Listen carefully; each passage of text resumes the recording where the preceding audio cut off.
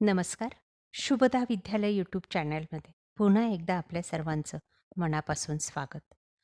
आज आपण इयत्ता 5वीच्या वर्गाचा हिंदी विषयाचा तास घेणार आहोत आणि या तासाला आपण हिंदीची प्रथम घटक चाचणी 2025ची प्रश्नपत्रिका उत्तरासहित सोडवणार आहोत. यालाच आकारिक मूल्यमापन चाचणी 1 असंही म्हणतात. यासारख्या इतर विषयांच्याही चाचणीच्या प्रश्नपत्रिका आपल्याला हव्या असतील तर आपल्या चॅनलला सबस्क्राईब करून बेल आयकॉनवर क्लिक करा आणि डिस्क्रिप्शन बॉक्समध्ये दिलेली प्लेलिस्ट अवश्य पहा.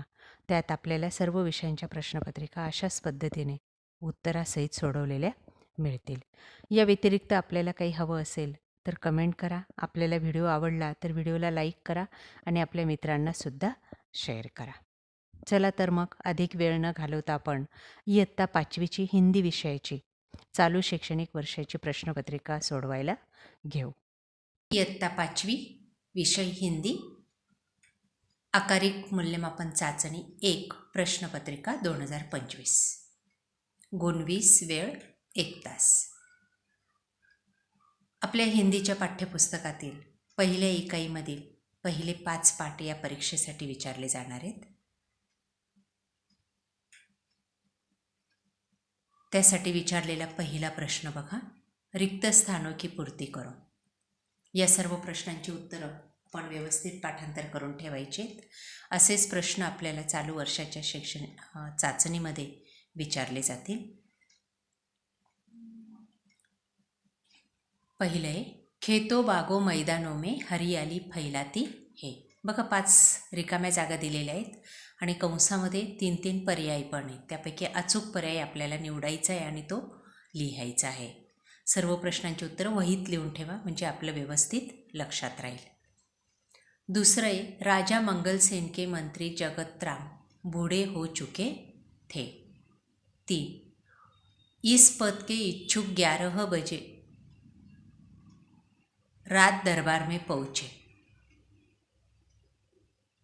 4, राजा मंगल सेन बहुत प्रसन्न हुए. और 5, आप कौन से खेल खेलते हो? क्रिकेट. ब भाग, एक वाक्य में उत्तर लिखो 5 अंकों के लिए. 1, आप कौन से खेल खेलते हैं? हम क्रिकेट, हॉकी, फुटबॉल खेल खेलते हैं.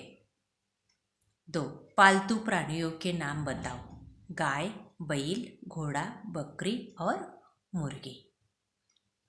प्रश्न तीसरा, बूंदे रिमझिम करती कहाँ आती है? बूंदे रिमझिम करती धरती पर आती है. अगला प्रश्न, कर्मवीर कैसा युवक था? उत्तर, कर्मवीर निर्धन परिवार का प्रतिभाशाली नवयुवक था. 5वां, राजा मंगल सेन के मंत्री का नाम क्या था? उत्तर, राजा मंगल सेन के मंत्री का नाम जगतराम था.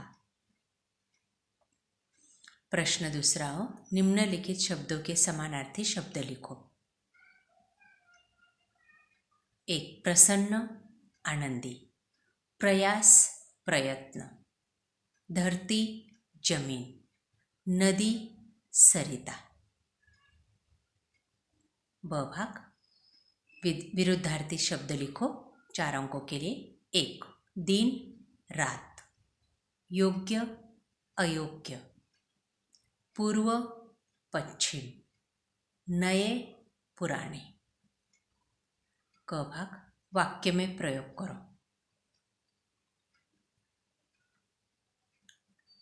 धरती, बूंदे रिमझिम करती धरती पर आती है. धरती है शब्द वहाँ पर आना चाहिए. ऐसा कौन सा ही वाक्य आप लिख सकते हो. बूंदे, अंत में बूंदे सागर में मिल जाती है. या पद्धतीने. अशा प्रकारे विद्यार्थी मित्रांनो, आज आपण इयत्ता 5वीची हिंदी विषयाची आकारिक मूल्यमापन चाचणीची प्रश्नपत्रिका चालू शैक्षणिक वर्षाची उत्तरासहित या ठिकाणी आपण सोडवलेली. यासारख्या आपल्याला इतर विषयांच्याही प्रश्नपत्रिका हव्या असतील तर आपल्या चॅनलला सबस्क्राईब करून बेल आयकॉनवर क्लिक करा म्हणजे नवीन व्हिडिओचे नोटिफिकेशन आपल्याला सहज मिळेल.